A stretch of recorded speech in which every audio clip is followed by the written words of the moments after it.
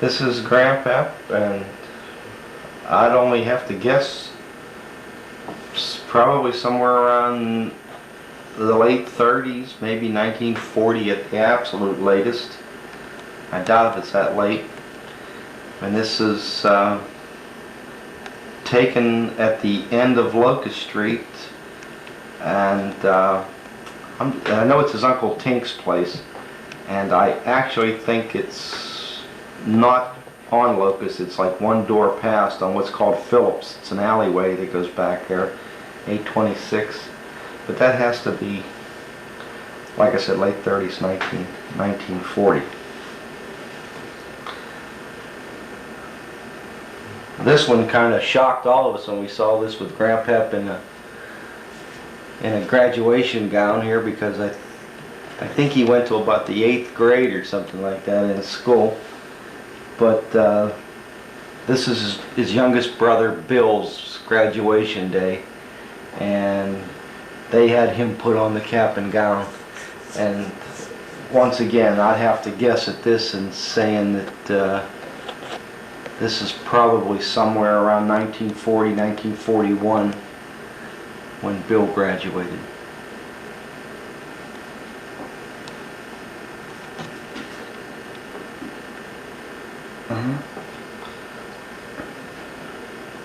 This is June 24th, 1944, Camp Grant, Illinois, and this is Gramps at driver's school. This is his Army photo. This is him right here.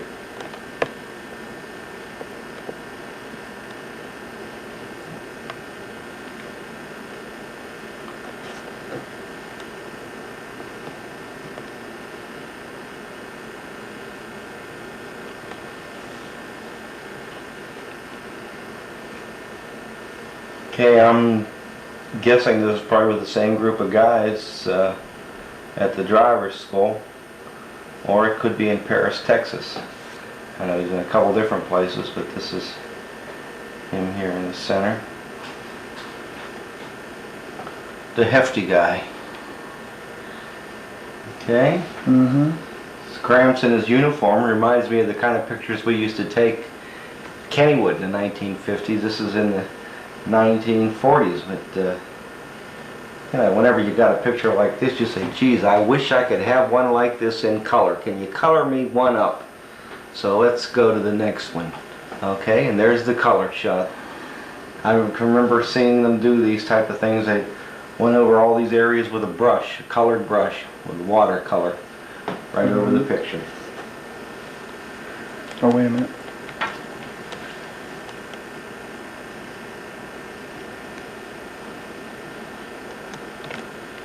Alright. Now this is at a football camp somewhere in the early 50s. If I could drag out some of the old yearbooks, I know this picture is in one of the yearbooks.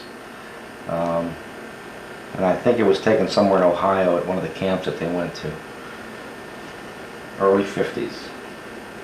This is about the middle 50s, middle to late 50s. Gramps with Ray Martin, I think. It's one of the Martin boys. I think it's Ray, not Roy. That's out in Scott Stadium. You can see the bleachers in the back and the school windows of Scott up the top. I don't know if you can get that in.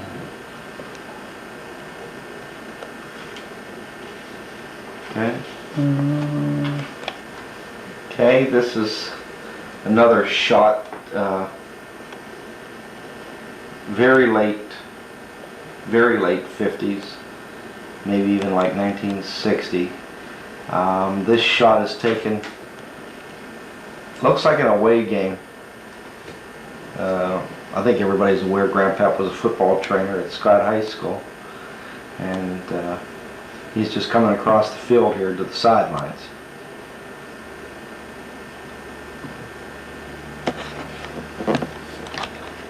Okay, this is another shot that's early 50s, and the name of the boy escapes me with him, but this is in the locker room, pretty much his office at the high school down in the dugout. That's a good picture. Gramps, early 50s.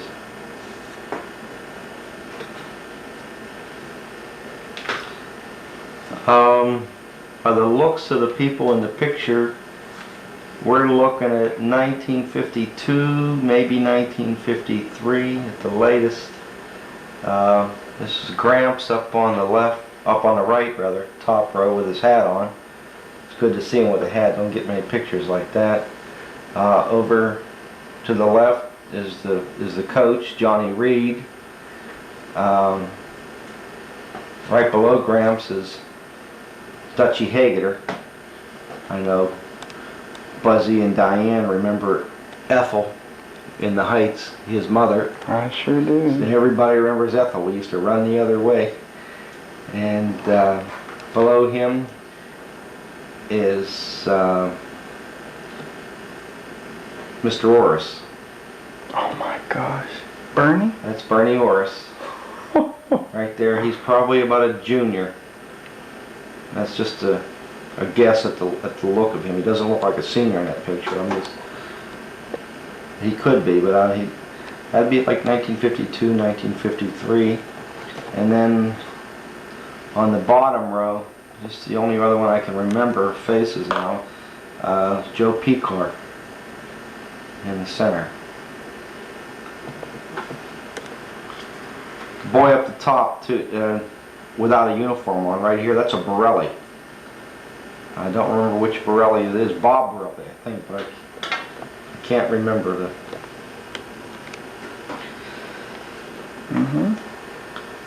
This is Gramps somewhere in the 1960s, probably about 1964.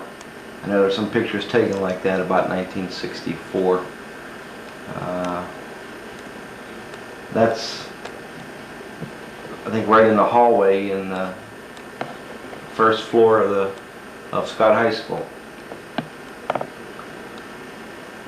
Could also be down the locker room, but I'm not sure.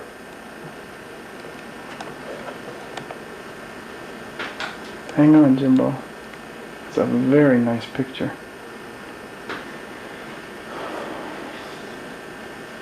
I love you, Grandpap. Okay. This is Grandpap, Jim Sylves. Oops, it's sliding, I'm sorry. No, that's okay, I'll turn. Well, you got it. Well, I'll have to put my fingers in here.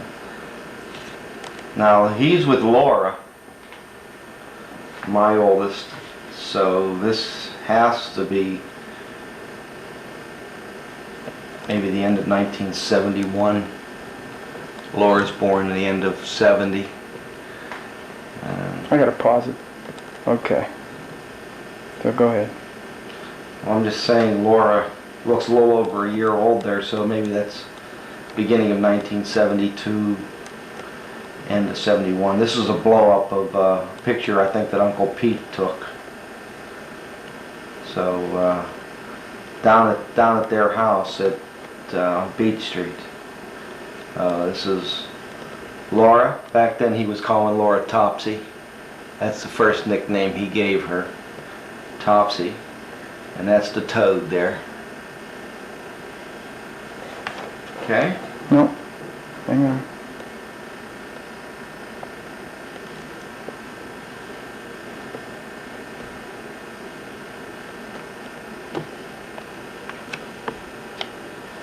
Okay, thought everybody might get a kick out of looking at this. This is the building of Scott High Stadium after Scott opened in like 1929. And if you look at the school up above the framework there where they're building the bleachers, the bottom row of windows, that's looking into the band room. And looks like there's some girls up on the cement entryway there going into the school. So that's the right hand side of Scott High School, and then the houses to the right are the houses on Garden Court. But that's kind of interesting. September 20th, that'd be like September 20th, 1929. building the stadium in Scott. Okay? Mm-hmm. It's just another shot, September 30th. This was taken 10 days after the last shot, and you can see the area down to the bottom right. That's where they had poured all the concrete for the bleachers, and now they're moving around the other side, and you get a better look of the middle of the school of Scott, which was a new school back then, first year.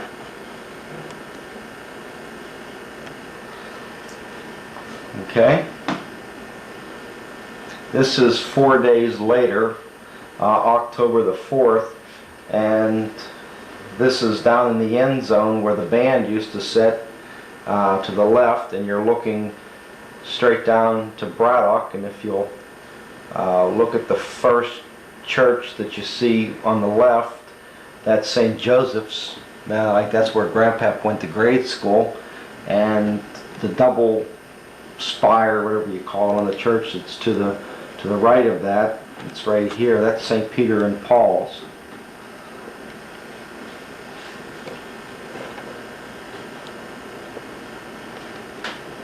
Okay.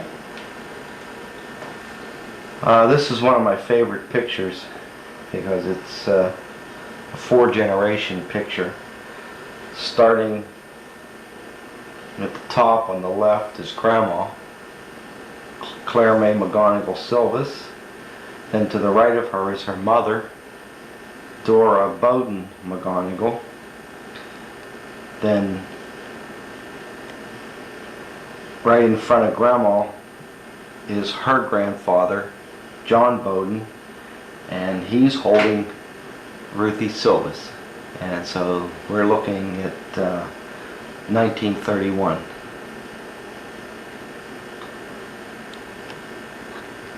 Four generations. 4 generations.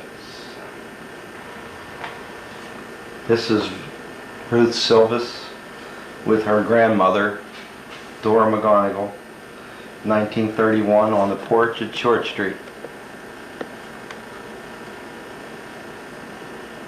in North Braddock.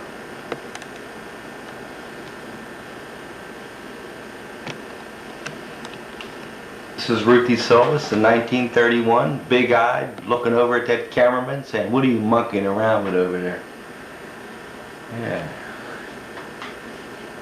She's already thinking about buying her first pair of high-heel thongs right there. Oh, that's a great that's picture. Beautiful. This is Ruthie sitting on a chair in front of Short Street. Now that she looks a little bit older right there, so she could have been, oh, what, 8-10 months older maybe, and so that had probably been somewhere right, well, let's April, May, June, July, August, September, October, so it could have been September. Maybe she's 5 months there. I mean, it can't be too much later because she's not going to be sitting out on the porch. Right, right. So. Now, Short Street was just right off of Hawkins. Off of Hawkins, right? Just between Myers Middle and Pyers. And the bridge. Middle Street and the bridge. Right, A little offshoot. exactly. You, like from Middle Street and Hawkins, if you were heading across the bridge, you'd make it would be the first left. First left, right. I can't believe it. I remember these houses. Mm-hmm. I really do. Be the very same day. And that's Ruthie on the same chair with her uncle John McGonigle, who right there probably had to be about 19 years old, maybe 20, I'm not sure, about 19 or 20 years old. Now he looks a lot like his dad, doesn't he, John? Well, if you look at his nose, and if you look at Grandma's nose, it's a wide nose, and it's the same one. And God knows that they look like him.